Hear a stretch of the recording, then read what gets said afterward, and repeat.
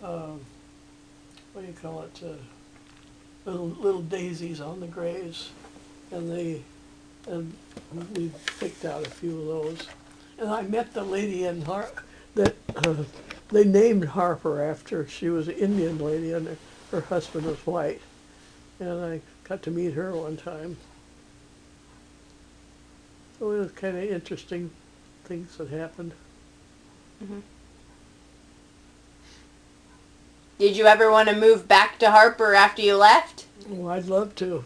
I wish we would have bought that property out there. Of course, the house decayed and they have a new house there, but it was nice. We had a canyon right behind us, and us kids would hide down in that, or not hide in it, but they used to have a bridge across it, but it got rotten and caved in, and we'd go down in there. And one time, my neighbor girl and I were down there, and we put Irene into a gunny sack, and we pretended that we were Indians, and we woo woo woo with our hands, and Irene was crying in that gunny sack. We had to take her down out of there.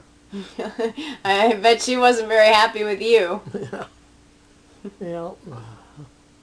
And then when we'd have Halloween, my dad had a gate in front. They had a pretty yard at that time, and the kids always wanted to get Dad's gate. And they'd take his gate and they'd put it up on a flagpole at school, and I'd help Irene, and I'd stand outside, and the boys would get the gate, and we'd watch and see if my dad was watching or coming or not, and then help the boys get that gate. And poor Dad had to get that gate down off of the flagpole on after Halloween. And they'd come in and help them stuff the strawberries and stuff like that. We had that canyon had a skunk cabbage down in there. And I brought a big flower home to Mom, and the flower smelt like skunk. It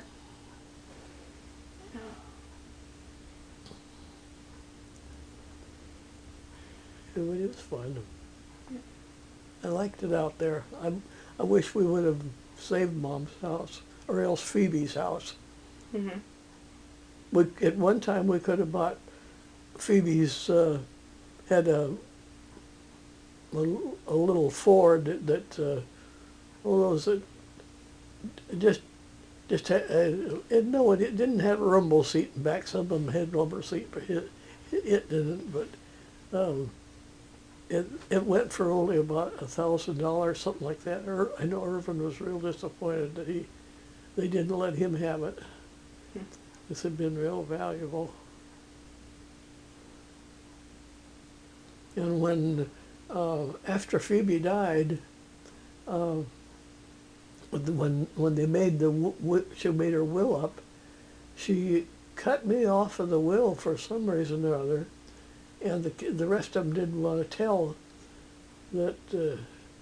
They said that it wasn't me, but she didn't like Bill for some reason or other. And I know Bill couldn't hide his feelings, so he knew what Axel had done, and maybe that's the reason. I don't know, but I guess the relatives got together and they gave me my share anyway. But I don't know why she done it, because I was quite close to her, I thought.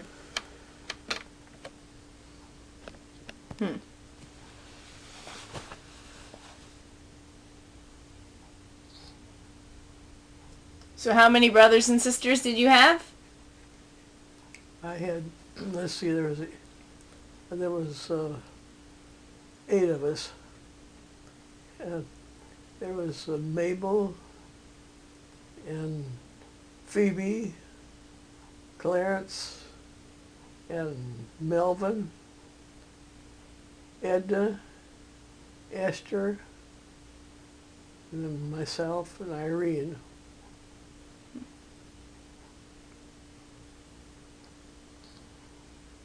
So your mom remarried after your dad died, didn't she?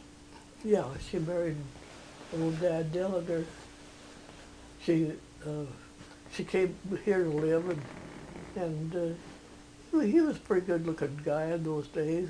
I didn't care that much for him, but he was okay. So she married him.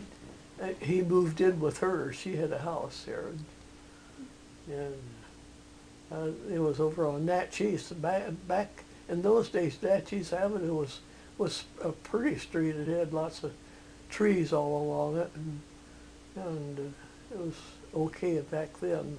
But later on, it's more crime and things that happened around that area of town.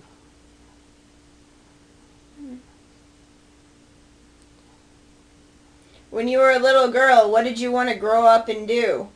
What career did you want? Well, I decided I wanted to be a missionary because when I came to Yakima, I saw this tent where they had the revival meeting, gave my heart to the Lord, and I thought there were people in other countries that hadn't heard of the gospel, and I'd like to go and tell them about it. So I became a missionary. Who was speaking at that tent meeting? What? It was GAR revival meetings. There was big sign up, GAR revival meeting, and the local pastor at that time name was John Brown, and I remember the ladies in those days, they had their hair piled up way high, and they were real strict in their dress, but they liked to have their hair real classy, and some of them would wear capes. They wore white awful lot. Were your parents Christians before that? My mother, there was a man that came out to Harper, he put up a tent, and Mom went to the altar and gave her heart to the Lord, and my dad said, "Oh, you just went up there because you thought you were going to go to hell," and he didn't come to the altar. But this little Scotchman, the preacher, he went to people's homes and rapped on their door, and if they didn't invite him in, he'd kneel on their door and pray that they give their heart to the Lord. And when I went for my 50th school reunion, there was that one family that was playing musical instruments and had become Christians, and they're the ones that we thought were so worldly. Back in those days, if you went to a dance or a show, it was terribly worldly, and they thought that they were really sinners, and here they're the ones that were serving the Lord.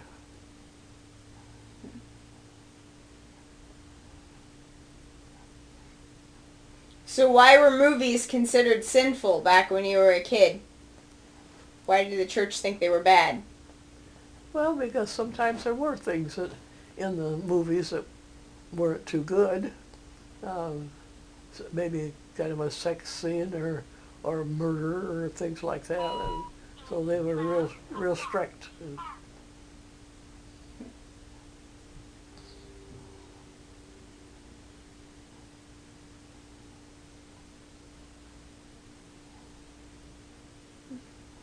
What did you do for fun when you lived in Seattle by yourself when you were 14, 15, 16? What did you do for fun?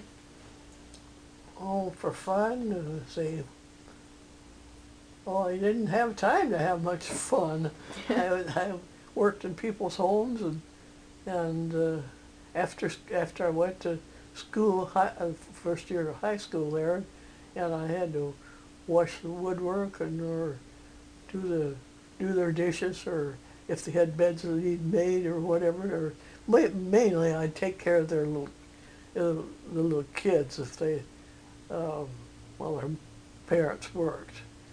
And I'd walk back and forth to school, but then I'd take the buses when I'd go into town. I went to church on Sunday. It was during the church services in the morning and through the afternoon, and then we didn't have an evening service.